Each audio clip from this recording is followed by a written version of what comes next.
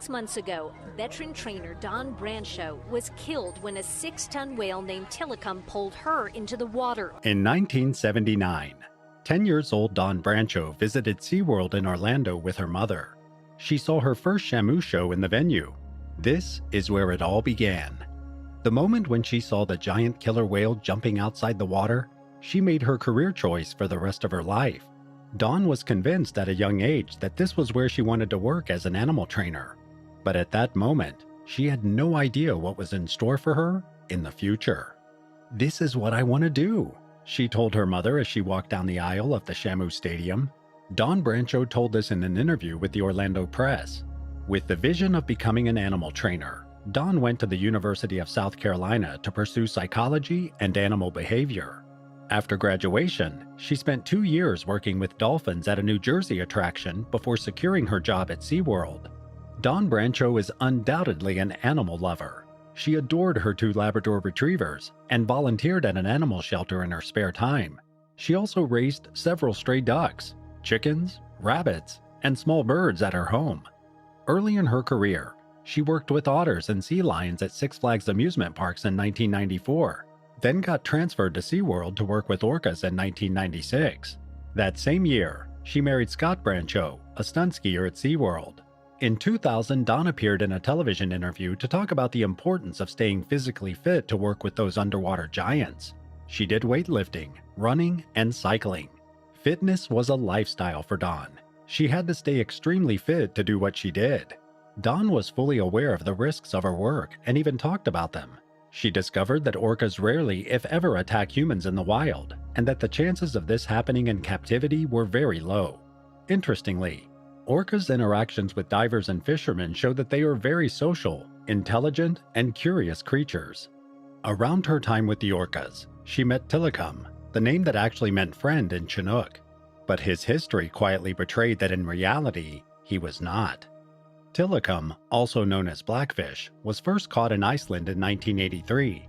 Tilikum the killer whale was only 2 years old when he was separated from his family off the coast of Iceland and taken to a concrete tank in the Hafnarfjordur Marine Zoo near Reykjavik. For almost a year, he could only swim in circles or lie motionless on the surface of the water while waiting for his transport to Canada. In 1984, Tilikum was transferred to its new home, Sealand of the Pacific, which was in poor condition, located on Vancouver Island in British Columbia.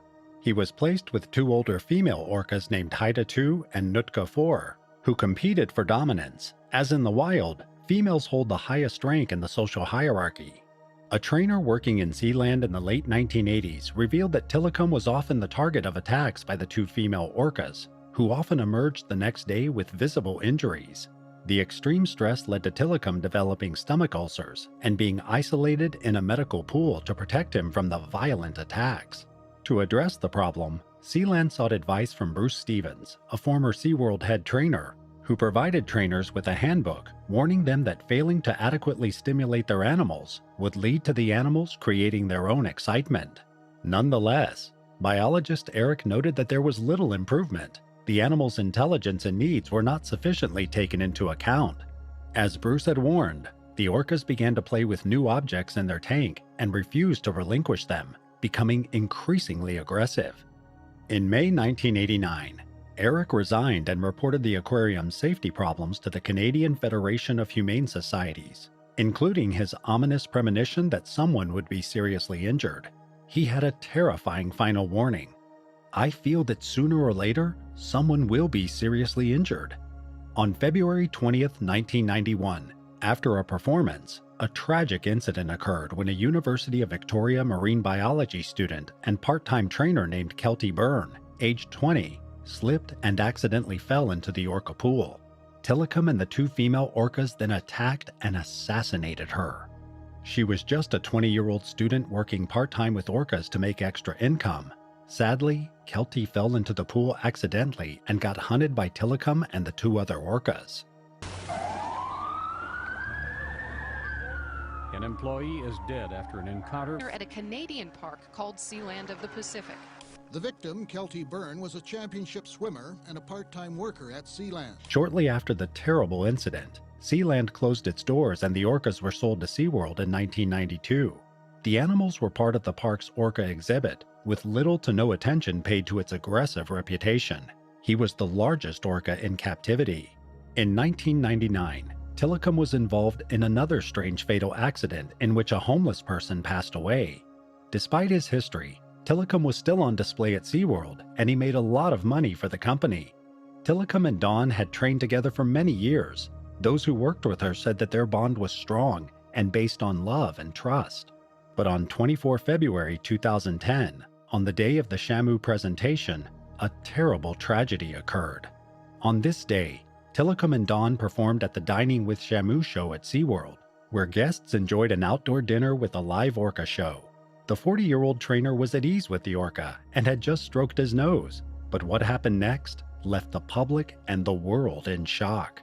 Dawn lay with her face next to Tilikum's, the orca with whom she had spent countless hours and who had always treated her like a trusted companion. But when Dawn turned, Tilikum grabbed hold of her trainer and longtime friend. Witnesses claimed that Tilikum grabbed her ponytail and then pulled her into the water, and after which he then started swinging her underwater in his mouth. According to other witnesses, however, she was dragged into the pool by her arm or shoulder. The trainer was quickly and violently pulled into the pool, after which she drowned.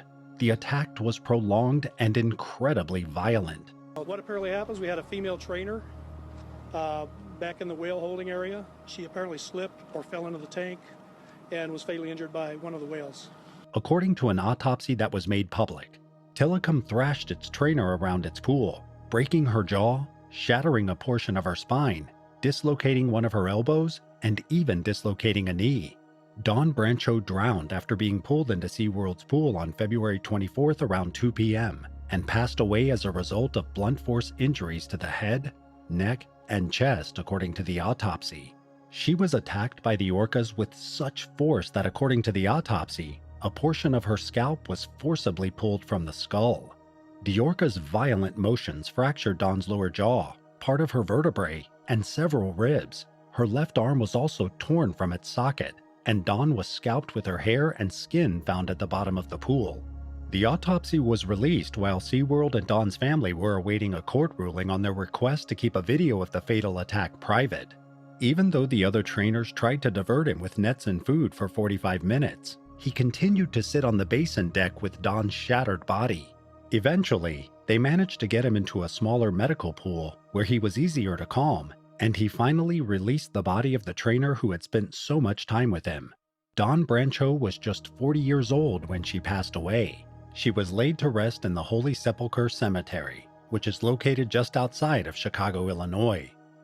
As for Dawn's family, they would rather remember her for how she lived than how she passed.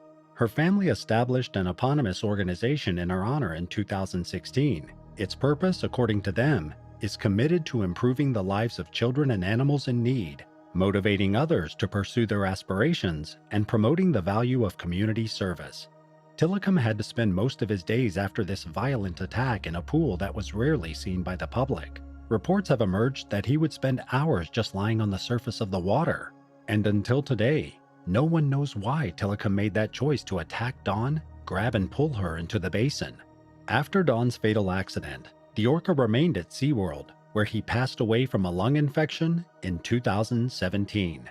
SeaWorld did not take responsibility for Dawn's death. In August 2010, when they were convicted by OSHA for 3 safety violations, they were only fined $75,000. Thanks for watching this story. Don't forget to like and subscribe, and turn on your notification bell to stay updated on more similar videos. We would love to hear your thoughts, so feel free to share your comments below.